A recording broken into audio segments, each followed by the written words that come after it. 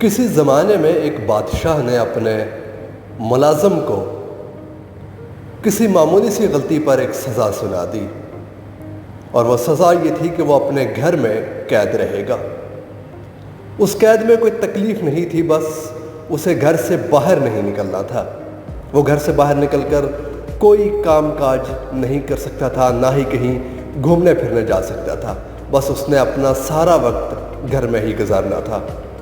شروع میں تو وہ خوش تھا، لیکن جب اس کے تمام اسباب ختم ہو گئے تو اسے یہ فکر لاحق ہوئی کہ اگر وہ گھر میں ہی رہا اور باہر نہ نکل پایا تو اپنے بیوی بچوں کا پیٹ کس طرح پالے گا۔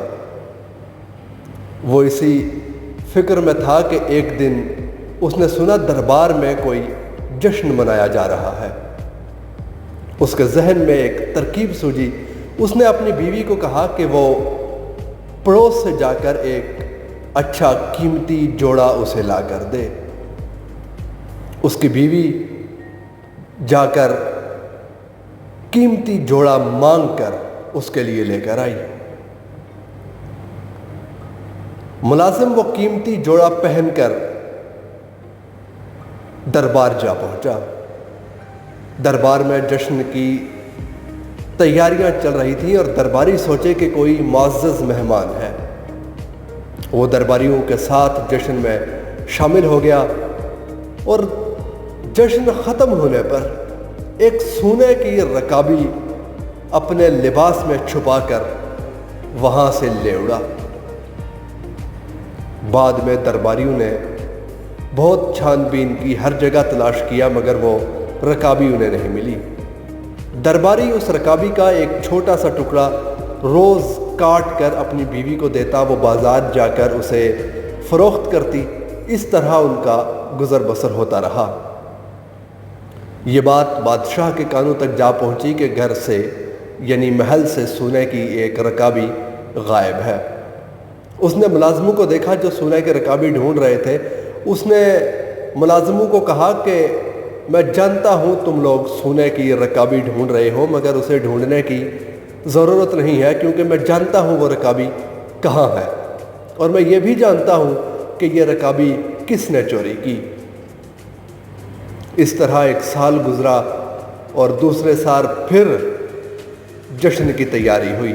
اس سال پھر وہ ملازم قیمتی لباس پہن کر جشن میں شامل ہوا، درباریوں کے ساتھ جشن سے لطف اندوز ہوا، اور آخر پر پھر سونے کی رکابی اپنے لباس میں چھپائی اور وہاں سے نکل گیا۔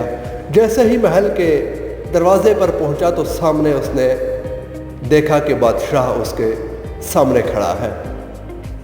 بادشاہ کو دیکھ کر اس نے بہت سٹ پٹایا۔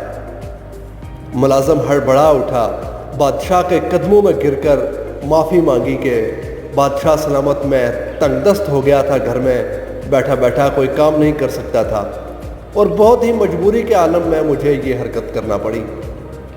بادشاہ نے کچھ دیر سوچ بچار کرنے کے بعد اسے اٹھایا اپنے قدموں سے اور کہا کہ نہیں، غلطی تمہاری نہیں، یہ میری ہی غلطی ہے۔ اگر میں تمہیں ایسی سزا نہ دیتا جس کی وجہ سے تم محنت مزدوری کرنے سے محروم نہ ہو جاتے،